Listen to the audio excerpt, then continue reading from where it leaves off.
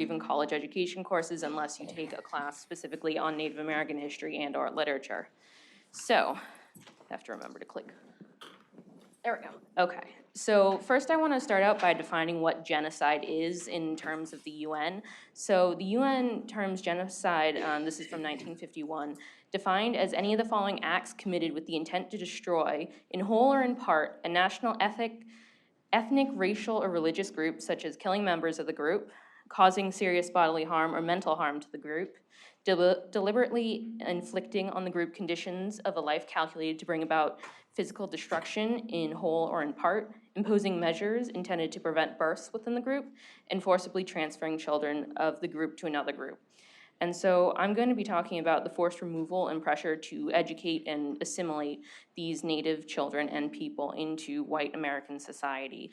And they are prongs of genocide. And I also do want to preface this, I will be talking about abuse and sexual abuse, just to kind of give you a heads up. So by the time that white settlers come here, they see Indians as a nuisance. And by the 1790s, they're trying to figure out, well, what do we do with these people? How can we get rid of them? They're bothering us, they're in our way. So they're trying to solve the Indian problem. So in 1819, they created the Civilization Fund Act, which encouraged white Christians or any other religious group to basically provide education for Native Americans by civilizing them. And these supposed, they see themselves as like benevolent societies, things like that, were in charge of providing the education. And there were no rules really on this. It was just Christian missionaries, and the federal government gave them go ahead, like, yeah, go ahead, do that. So in 1824, the Bureau of Indian Affairs was created to help kind of oversee this, and it was created by John Calhoun. And it was placed into the War Department section of the government, and this oversaw the Christian missionary schools that worked to educate the Native peoples. The white Christian missionaries believed it was kind of their duty to help civilize and educate these people because it was a calling from God. And so thus began kind of the first schools to educate the natives. However, the Christian schools weren't seen as effective enough. They weren't assimilating enough Indian people or students and getting them to assimilate to white culture. So during the Civil War, a man named Henry Richard Pratt thought about, okay, how can we get them to assimilate more? And he thought of boarding schools. So his motto was, kill the Indian in him, save the man. So basically stripping away every part of a native's personality, their culture, everything about them, in order to then put them into white society where hopefully they could become a real person type of idea. And the government believed kind of Pratt's ideology that the problem could be achieved through intensive and rigorous assimilation programs such as boarding schools, literally taking the children and removing them far from home.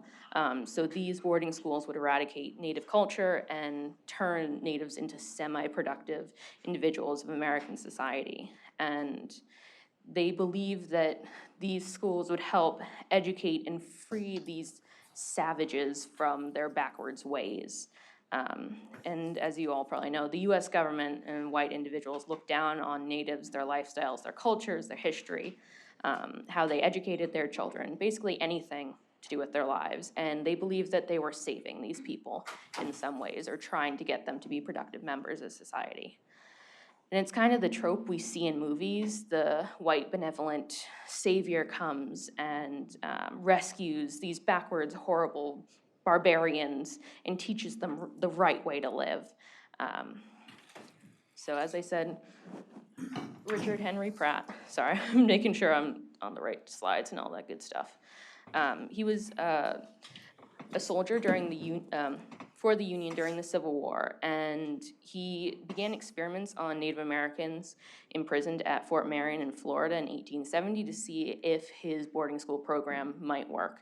And the government did buy into it and believed that you could kill the Indian in him and save the man. So he believed that if you took Native children and placed them hundreds, if not thousands of miles away from their group or family, that they would then have those ties severed, and it would be easier to force them to read, write, and speak English and assimilate to the American way of life. And he believed that you needed to literally, as I said, strip every piece or part of a Native identity away from a child.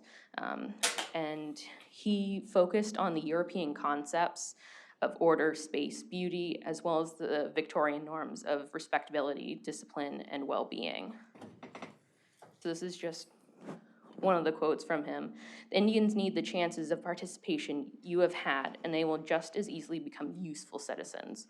Really showcasing how most white individuals saw Natives, that they were just a nuisance, they were bothersome, and they needed to either be dispensed with or they need to assimilate to white culture.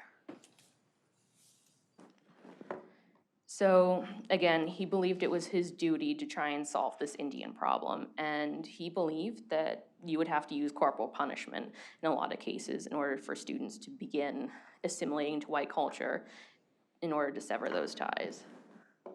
So this is just a picture of Richard Henry Pratt. He founded the Carlisle Indian School, the first boarding school, in 1879, and he was the headmaster there for many years. And this is just one of the Native boys speaking to Pratt.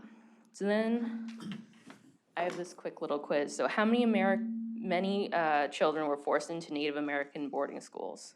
Do you guys have a guess? Yeah. Unfortunately, yeah. The best estimated population for Native Americans in America in 1880 was around 244,000 people. So the 100,000 is over the lifetime of forced boarding schools. But in 30 years, from 1870 to 1880, the Native population dropped by over 100,000 people because of disease, war, famine, all that good stuff, biological attacks. And then from 1870 to 1980, that is when 100,000 children went through forced boarding schools, and they were forced to assimilate to white culture at any cost. So how did they get the children to these boarding schools? There were three main ways. One was brute force, coercion, and then some volunteers. So brute force, this literally involved US government or people literally just going into Native communities and taking the children and leaving with them, and removing them hundreds of miles away, and parents had no idea where their children went. The other one was coercion, which was usually the more popular method, where they said, there were a couple of different tactics where they said, your community has to fill a quota of how many children you have to give to us, and we will give you your rations. But if you do not fill that quota, you will not be getting rations or help from the government in any way. There was also, families would be told, you can send 2 of your children, and we won't take the rest. So things like that happened, and sometimes the Native communities would send the feeble-minded or weak children to these boarding schools and try and keep their stronger children with them.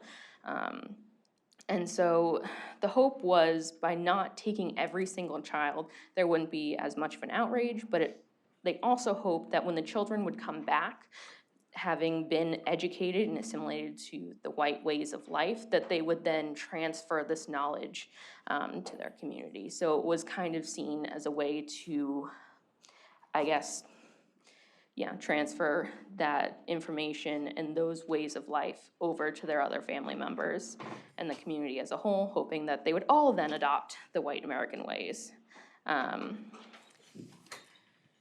So the Americanization that happened at these schools was pretty horrific in how they went about it, obviously. So as I said, remove the children as far away from their homes as possible. They were forced to renounce all ways of tribal life. So when they would arrive at the school, they would be stripped of their clothes, their moccasins, everything that had to do with their native life. And then they would not be allowed to speak anything other than English. And if they spoke anything other than English, they would be beaten, whether by ruler, by hand, whatever. They would receive abuse. They would also have to wear muslin clothes, something very different from the traditional clothes they were used to. They would have new names, Christian names, and they would be assigned surnames. The idea behind assigning surnames was that the US government hoped that when they left school and started like inheriting land from the Indian property, that they would then, be able to take it from them, or, they would have assimilated to the white life, that they would be more willing to accept the ideas of manifest destiny and westward expansion and things like that. So in addition to the change of clothes, they would cut off their hair. And as you know, in some cultures, the sign of long hair is a sign of strength, of warriors, of things like that, and it ties closely to their identity. So I don't know how many of you know Zikla Shah, the Native American writer. I'm going to read a couple of little passages from her where she wrote about her experience at the boarding schools. So she said, "Our mothers had taught us that only unskilled warriors who were captured had their hair shingled by the enemy. Among our people, short hair was worn by mourners and shingled hair by cowards." And so she goes to then talk about her experience with the boarding school. And when she was 8 years old, she went off to the boarding school because they also got children volunteering to go to boarding schools because it was glamorized, and they used a lot of propaganda to get children, saying over in the East you'll have apple trees and you'll be fed all the time and things are wonderful, happy and rosy and perfect, when really they were not. So she also said, "I remember being dragged out, thought I resisted by kicking and scratching wildly. In spite of myself, I was carried downstairs and tied fast in a chair.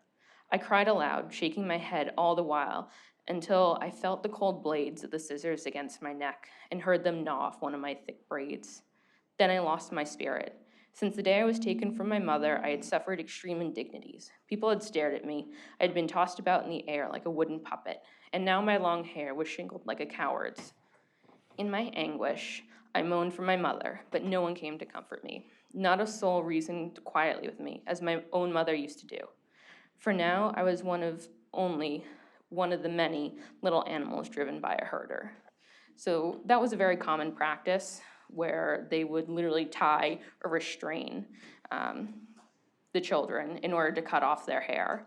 And it was a very humiliating and just degrading experience. So one example is Tom Torlino. It's not the greatest picture, but this is his before and after spending time at the Carlisle School. And as you can see, his hair had been completely cut short and he was no longer allowed to wear any tribal clothing.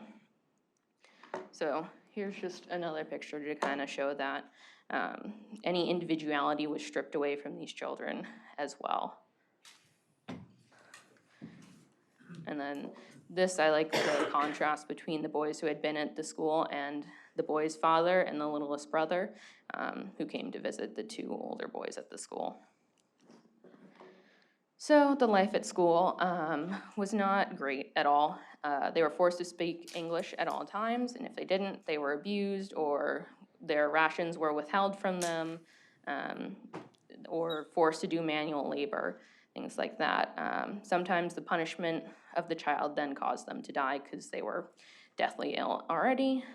The schools worked to instill values of individualism, which was something very contrary to Native life. They had a more communal idea and ideology, and they believed that no one really owned land, which was very contrary to what obviously white individuals in America believed, that you could literally own a piece of land.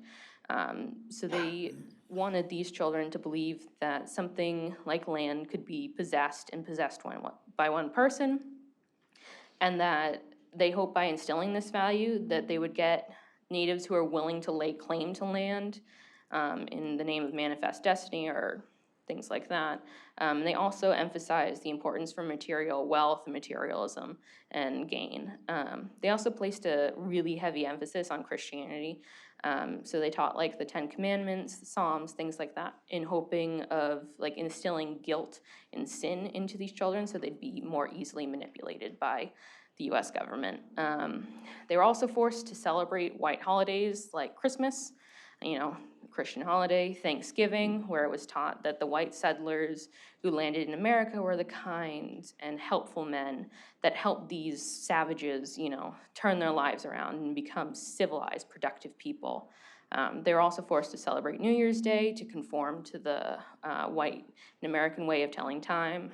Columbus Day to celebrate the man who found this wonderful nation, and all of you uncivilized people, and we are helping you now. We are here. And then they were forced to celebrate Memorial Day, where a lot of the times the children would have to go to cemeteries and decorate the graves of white soldiers who had killed their own people. And then obviously history was taught with a lot of white bias, that the white settlers found this nation of backwards and savage people, and they are generous in helping you to become productive people.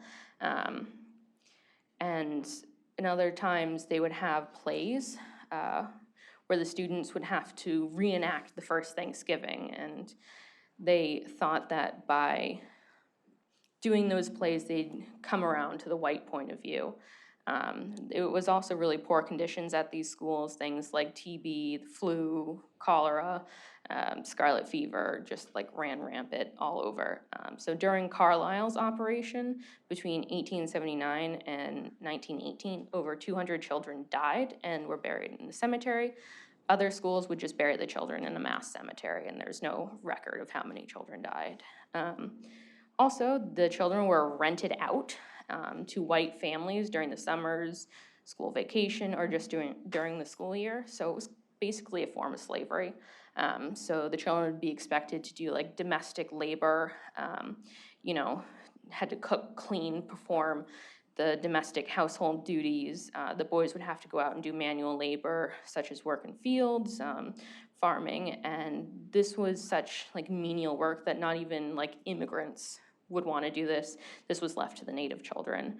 And so they'd be doing this all day instead of receiving the supposed education. Yes? Could you just remind me again, what were the years, the span of years that when the school started and when they were finally closed down? 1879 to 1979.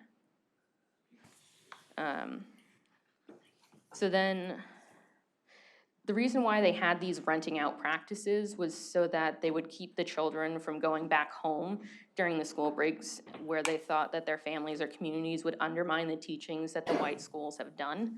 And so also, obviously, abuse was rampant at these schools. The children were beaten for anything and everything. It was very much run like a military institution where children were regimented. No playing, and if you did play, you were beaten, or if you spoke anything other than English, you were beaten, anything like that. And so life was just really, really awful at these places. They had very little nutrition as well. These places weren't well funded, so children were starving a lot of the times, and if any disease did come through, a lot of children would be wiped out by that, and this was all in the name of assimilation.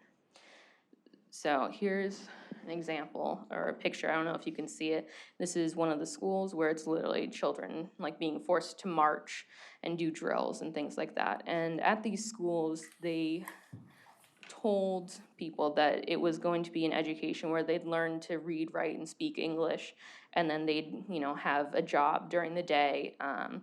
But usually it came out to be they were basically doing all the tasks to have the upkeep of the school. They didn't have employees to keep the school, in mechanical health or, anything like that. These children were doing the sewing, the cooking, the cleaning for the whole entire school. So that's just another picture where the children are being forced to sew for the entire, school, or sometimes they would be forced out into the white communities where they'd have to perform those tasks. Where was that school was pictured? I didn't have the information of which school it was, but a lot of schools are run very much like that. What was the source?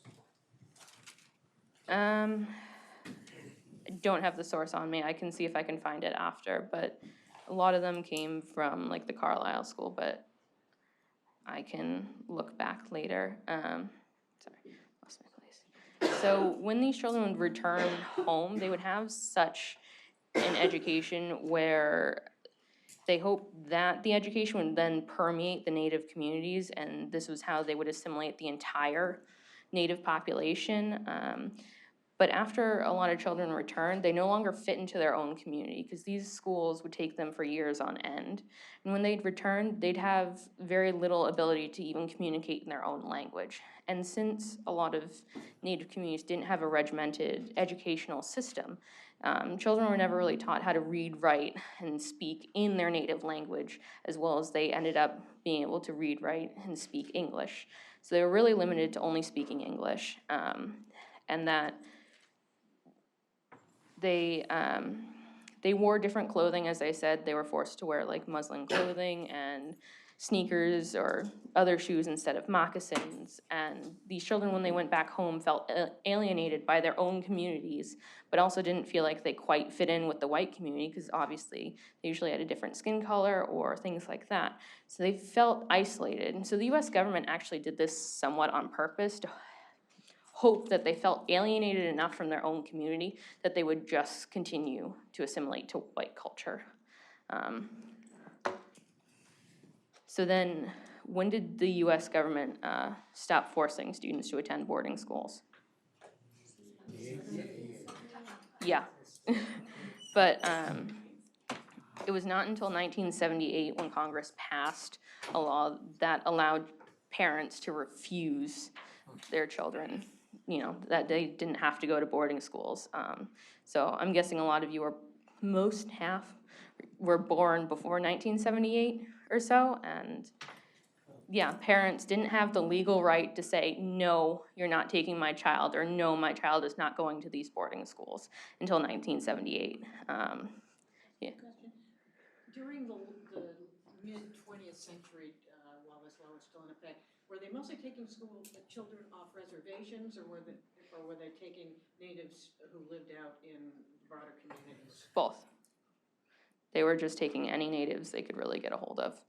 But they would definitely go to reservations and try and use propaganda to get a lot of students to children to volunteer to go, and then, you know, they're there for, 6-8 years or something like that. So then the effect of the boarding schools that had on these children, as I said, they would go home and they found that they no longer fit into their own tribe. They faced racial discrimination in their everyday life because obviously they didn't truly fit into white society. And there was a lot of poverty on reservations or just in Native communities, so they struggled to, survive. And while they were trained at these schools, in some instances, the jobs they were trained to do back on the reservations were then taken by white people because they didn't want to pay natives. So a lot of children suffered a lot of trauma and grew up to be emotionally crippled.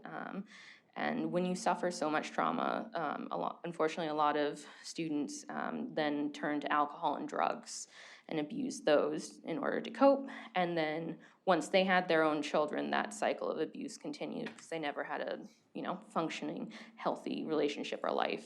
And so the children lost their ability to communicate with their own family members, and a lot of traditional stories, foods, everything really about cultures diminished or disappeared entirely because of these boarding schools and what they wiped away from these children. So then my other part is about the sterilization that happened to Native women. So this was another method of genocide, imposing measures intended to prevent births. And so this kind of began with the Eugenics Movement during the late 1800s. And it kind of started in Christianity, as the whites were trying to assimilate the natives. In Christianity, women were seen as inferior. And so when the white settlers and the American government began to assimilate and conquer the native cultures and people, the ideas of patriarchy also kind of transferred over to the natives, and so women were then put lower on their own social ladder. So they had very, very little rights in their own communities and cultures, and those rights were eroded away further because of the white assimilation. So the sterilization was either forced, coerced, or unknowingly. So I also want to say the Eugenics Movement, most of you probably know that it's the idea of breeding to have the most favorable traits passed on. Well, it was kind of shifted to say people who have unfavorable traits should not procreate. So that was either race or intellect or disability. They didn't want people with unfavorable traits to procreate, so they tried to figure out a way to, stop that. And so in 1970, the Family Planning Act was authorized, which allowed sterilization of the poor, and the IHS, Indian Health Services, implemented the sterilization campaign in 1970 with federal assistance. Yeah. Yep, over 90% of sterilizations of Native women were covered. Yeah. 1970. People are just shocked. So, as I said, there was forced, coerced, or unknowingly. So forced would literally be, this would happen more to younger girls where they'd be taken and just like sterilized. Then coerced, it would be, actually I wanna say that the estimates for this between the early 60s and 70s, the estimate is between like 3,400 and 70,000 Native women. This large range is because there is evidence to show that there was 3,400 women sterilized, Native women sterilized, but this was only at 6 IHS hospitals, and there were a lot more than that. So, Indian Health Services. And so it is believed by the drop in the census records that about 1 in 4 women were sterilized. And so this estimate is also out of the 100,000 to 150,000 Native women of childbearing age. So they really did a damage to the Native community by just sterilizing women.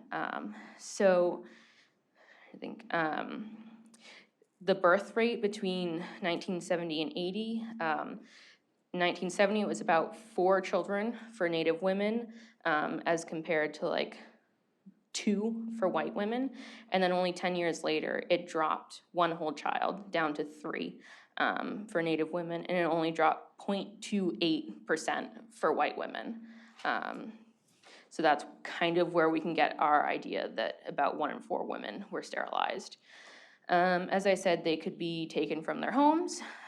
The more popular methods were being coerced or unknowingly. So coerced at like IHS facilities where a person would go in to have just a procedure under anesthesia. They would give like the informed consent to be like, oh hey, we can sterilize you too while you're on drugs, and women would sign off because they were under the influence of drugs or anesthesia. So they would sterilize them during that, their other procedure as well, or coercion, they would say to women, oh, if you don't get sterilized, we're gonna withhold federal assistance or rations from you, or we'll take away your children. There are a few reported cases where they actually took away a woman's children because she resisted sterilization. Yes? Can we go back for 1 minute to how somebody came up with those figures? Did you say it was because the birth rate had dropped compared to how the white birth rate dropped? Yes. And where does the availability of birth control fit into this, which would be right in line with that, right? I'm sorry, I don't understand. Well, why do you conclude that the women were necessarily sterilized rather than that they started taking birth control like so many Well, I was women and everybody else did? going to get to that, but basically they believe that Native women were incompetent of being able to understand birth control, so they didn't give out birth control to a lot of women. They instead recommended sterilization because Native women were just too stupid or unable to. No, that's not quite my question. It sounded to me like you were saying that those numbers come from somebody saying, well, because the birth rate dropped among Native people, it must be because they were sterilized. It's part of it. What I'm suggesting is, isn't it possible that they also started to take birth control? No, I just said that. They said that Indian Health Services did not give out birth control. Yeah. The only option was sterilization. They didn't give birth control because they believed women were too incompetent to take birth control effectively, so they thought sterilization was the only way to reduce the birth rate. So, Also, if it's 0.28% decrease for white women and 25% decrease for Native women, that's 100-fold. So I Yeah. don't think that. and it's in a 10-year span, and that does not happen without some sort of interference. And white women were getting birth control access, but a lot of the times the doctors at IHS facilities would recommend sterilization. Studies showed that it was between 80 and 90% of doctors would recommend if a woman had more than 3 children and or was poor, that she should be sterilized over white women. Did IHS offer abortions? That I didn't really look into. It was mostly hysterectomies or tubal ligations. So if a woman came in and had birth, then she would also sometimes be sterilized while they were helping her. Yeah. Yep. So then, sorry, trying to remember where I was. Oh, yes. As I said, like children would sometimes be threatened to be taken away if the woman did not comply. So then also what would happen is if a woman went in for like an appendectomy or a tonsillectomy or any procedure, an incidental tubal ligation would just happen. So they would just sterilize women unknowingly. Other times it was just blatant deception where they tell the woman. There was one instance that Dr. Pinkerton-Urey found where a woman was told that she could just have a womb transplant and have a child that way. So Dr. Pinkerton-Urey was really important in kind of uncovering the facade that was going on behind the US government and IHS doors. And so another way that women were sterilized, not permanently, was the Depo-Provera shot, and this was used on Native women when it had not been approved by the FDA, and this was during the 1970s. And they wouldn't tell women like, oh, the side effects may include long menstrual periods or missing menstrual periods. And then in spiritual and religious lives, the menstrual period can be very important in Native groups because it marks a period of transformation and cleansing. So not having a period or having one for too long actually brings shame to the women, and they can't participate in religious and cultural activities. And so, as I said, like, the sterilization was so popular because doctors and healthcare professionals and the government believed that Native women and Native people in general just lacked the ability to understand birth control, how it worked, and how to use it effectively. So they just preferred sterilization. And then it's, as I said, about 80 to 90% of doctors would recommend sterilization as a form of birth control to Native women simply because they had 3 kids and or were poor, and they just thought them too stupid and incompetent to understand birth control. Another theory, this hasn't really been proved, but another theory as to why sterilization was preferred was that the US government didn't want the land that they had given natives to get used, or for natives to keep that, because they realized that, oh, we gave native lands that have a lot of natural resources like oil, gas, copper, coal, things like that, and they wanted the land kind of back. The only way they could really kind of think of was to, control the birth rate population in hopes that, there wouldn't be enough people to either fight back or there wouldn't be a lot of people to then lay claim to the land. And this is just kind of the wrap up that I kind of contend that, the US government knowingly and for many, many years participated in committing genocide against the Native American people. And these are just 2 instances of how they went about trying to eradicate and exterminate an entire people and their cultures. And they stripped away so much of Native lives and cultures. And still today, we are taught in high schools that the white settlers were benevolent and tried to help these natives and things like that. And that the native population diminished so much that in the early 1900s, shows like Buffalo Bill's Wild West showcase Native Americans in their traditional attire and activities, like building teepees, dancing, performing attacks on wagon trains. And this is so cruel in its irony that the white people had killed off so many natives that the Native American then became a trinket curiosity that they wanted to see all the things that they had just stripped away from the Native Americans. So the boarding schools and sterilization were just two ways that the government and white individuals took away cultures and lives from the Native population.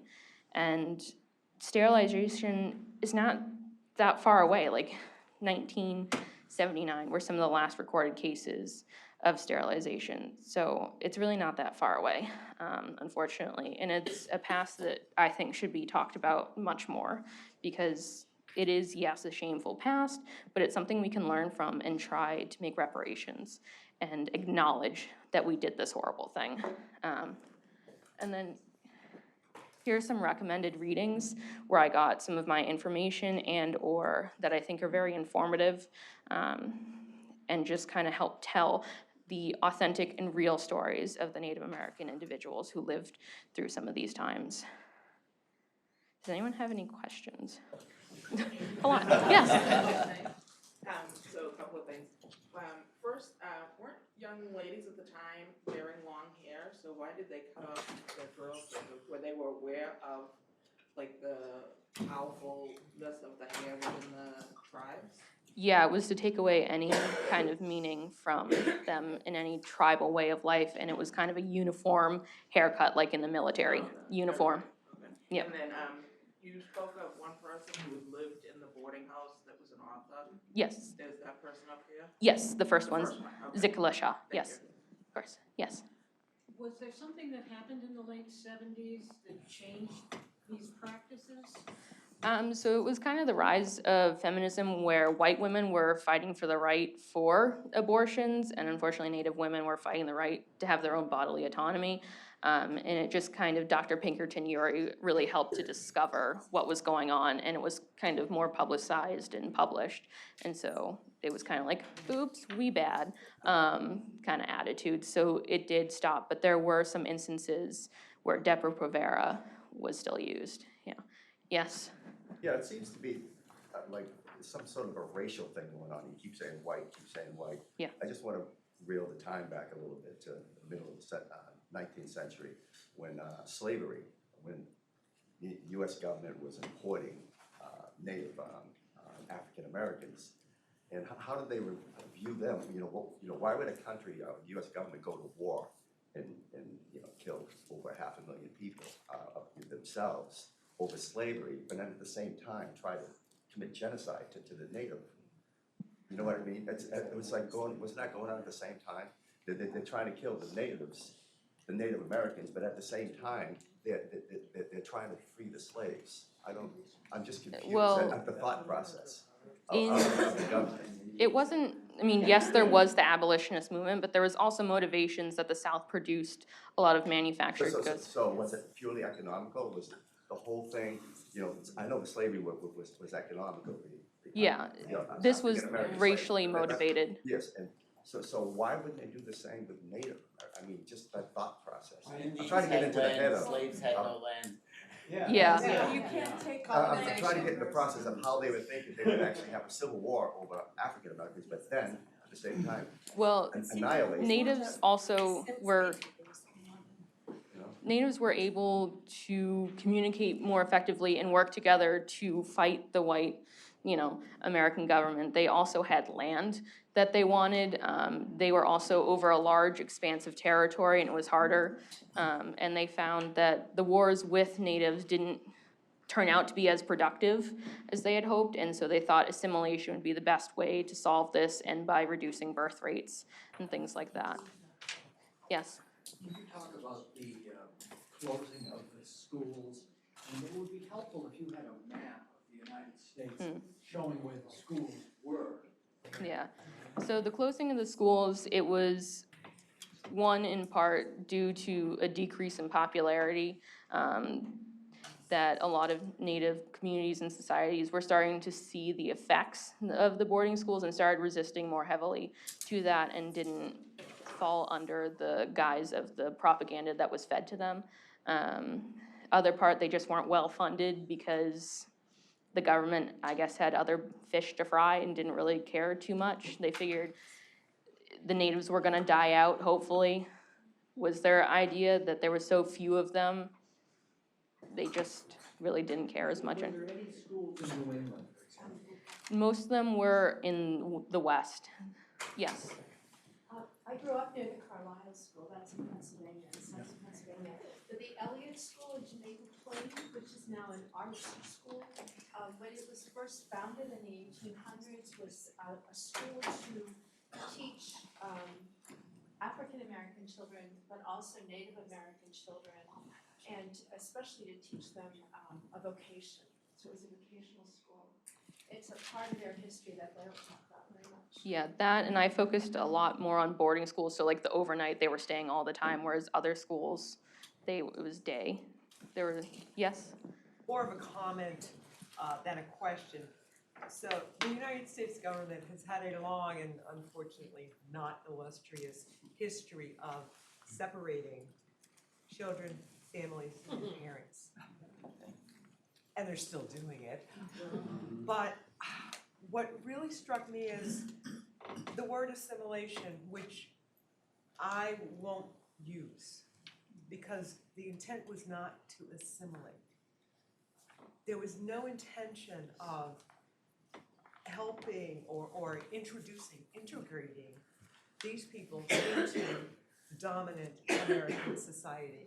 It was designed to always keep them as the other, as over here.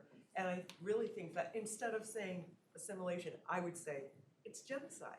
They wanted to kill them off. Yeah, so I did Yeah. frame it as it was a way of genocide, yeah. Yeah, sorry. I just wanted to strongly recommend a book, Killers of the Flower Moon. People may have heard of it or may have read it. It's an incredible piece of research into the history, not exactly of this topic, but of killing Indians for economic purposes, and then focuses on the Osage Indians in Oklahoma. Killers of the Flower Moon, it's amazing. Yes? I just am concerned because physicians, when they take their oath, they, the first one is, do no harm. It's hard for me to comprehend that they would do surgery that was not approved by the consumer. Well, a lot of times they believe that they were doing society a greater good by sterilizing these women because they were not, they didn't have desirable traits, or that they were having too many children, and a lot of these people were on federal assistance, so they were doing the public a good, and they were doing no harm by doing incidental tubal ligations or hysterectomies. Yes? Can you comment on? This is America, God bless America. Sorry, what was that? Can you comment on what was happening in Canada at the same time? In Sweden in the 1960s. I mean, I didn't focus too much on Canada. I was focused more on here, so I apologize now. Pretty much the same story. Yeah. You talked about a woman with 3 children. Would they ever sterilize a single woman who's never had a child? Would they ever do that? Yeah, if they were young, or if they believe she didn't have desirable traits, or if she was in for surgery already, like tonsillectomy or appendectomy, just go in there and sterilize her while she's under anyway, yeah. Where does that data come from? This data, I have all those resources. So the data comes from them. I don't have a specific one on me. The Center for Bioethics and Human Dignity, I know I definitely got some information from there. The U.S. National Library of Medicine. So these resources would be where I pulled from. I didn't specifically remember each one. Yes? So in 1978, the Indian Child Welfare Act, where the parents could say yes or no if they wanted their kid to go to boarding school. You know how you talked about feminism, the rise and like pushing for the sterilization. what was the push for this? Because I know the government was just being like, oh, they should have the right to say yes or no for the child. So what was like, do you know? It was kind of discovered and talked about a bit more after all of it. Say like activists within the natives and like. Not one specifically, it was just kind of a collective trauma that, most natives had experienced. There was, a rise against it. I mean, there definitely was, but I don't really remember if there was a specific movement. Yes? I'm just wondering, the American Indian movement was very active at that time, and I would imagine that would have led to the closing of these schools eventually. Yeah, that, and it just, they weren't really funded that well and they weren't supported. Yes? I just, while we're talking about the timing of the closing of the schools, I am finding it interesting to notice that those forced sterilizations were being carried out in the early 70s, and that the option not to send your children to boarding school landed right about the time that the children who didn't exist because they could have been born in that time from those mothers would have been in school age. Yeah. And I wonder if the drop in population, the drop in available children was part of what made it less viable. Yeah, kind of a drop. Yes? And just going back to the science and kind of the Hippocratic Oath and the do no harm, I don't have a source for reading on the Eugenics Movement, but the Eugenics Movement essentially provided the science behind why it was okay for doctors to do this as well, and the training for doctors to do this and have it be accepted practice. The Eugenics Movement, both here and internationally, really changed the face of medicine for a long period of time, and it was absolutely something, whether it was a physical sterilization like this, or just, the immigration of Southern and Eastern Europeans in kind of the 1910s to the 1930s.